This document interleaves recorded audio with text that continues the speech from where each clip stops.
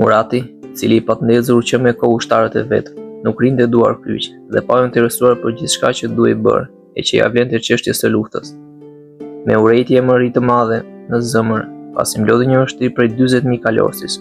Të shpejt, zgjodhi e vuri në krye të tyre si komandant Ali Pashën, njëri nga kapetanët e vet, buri zoti në luftë dhe i zgjuar, i shoqëruar në atë kohë tek barbarët për shumë titull luftarak dhe menjëherë frymëria e komandantit nga ana tjetër forca e ushtarëve vonin të shpresojë se fitoria s'kishte për të qenë e vështirë. Tani më kudo po flitej për këtë dhe shpresa e siguruar e turqeve ishte e tillë sa të besojë se Skënderbeu ishte kapur. Ata të thoshin se po dënohej, tamam si në një qytet të rrethuar prej kohe, por ende të papushtuar. Kur ushtarët mendje lehtë të përçartur besojnë se e kanë të sigurt, pa derdhur pikën e gjakut, plaçkën dhe fitoren. Dhe se po e ndajnë, duke ngrënë sedër në mes tyre. Kështu janë njerëzit, të mësuar të flasin vetëm me veten e vet e me prirje që t'i marrin për të siguruar më shumë lehtësi dhe gjëra më të mëdha. Kështu edhe në Epir, dukej se kudo po mbretëronte alarmi dhe se ishin duke bërë ndryshime të mëdha. Pastaj fjala e përhapur se po vinte Ali Pasha ishte bërë që çdo gjë të merrej më së vërtetë. Një frikë e re dhe pa parë, ndonjëherë ja kishte pushtuar shumë kujt zemrën e i bënte frikërimat të besonin e të dridheshin edhe për gjëra të paqëra. Fshatarët ku ishin, esishin, po iknin bashkë me pagëtit në për qytete. Qytetet po forconin muret e po bënin roje para portave si kur të kishin armikun para syve. Leqt me frikë në zemër, po bënin thirrje dhe po ndiznin më të rinj, duke përmendur Atheun, gratë fëmijët dhe vetë Perëndit. Gratë gjithashtu që frika e përgjithshme i pat ngritur nga të trënditur, po alinin shpëtimin e Atheut në dorë gjithë perëndive, duke mbledhur në përfjaltore e tempullit dhe duke i ndezur burrat e vet, me lot pikëllimi, e pare me vend, ndërsa fëmijët e vegjël, të utuar nga lotët e prindërve, po qanin bashkë me ta. Vetëm Skënderbeu sigurisht nuk u trondit as lajmi se po vinte Ali Pasha dhe ushtria armike, as frika e përhapur në popull.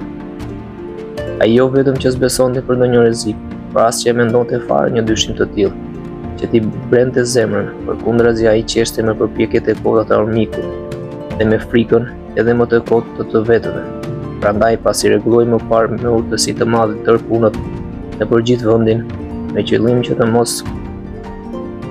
që ajo mos përfillje e tepërt kundrejt armikut të mos i vinte në gjumë dhe të mos i bënte që të hiqnin dorë nga kujdesi për luftën.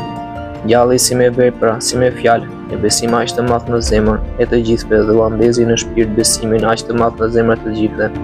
Aq fort shpresën e fitorës, saqë dukej se asgjë nuk prisnin më me dëshirë se ardhi armikut. Kështu që se i cili në garë me njëri tjetrin, pastaj edhe në luftë të jepte provat e trimërisë, ashtu edhe të besnikërisë ndaj kapetanit të vet që i meritonte me plot të drejtë nga të gjithë.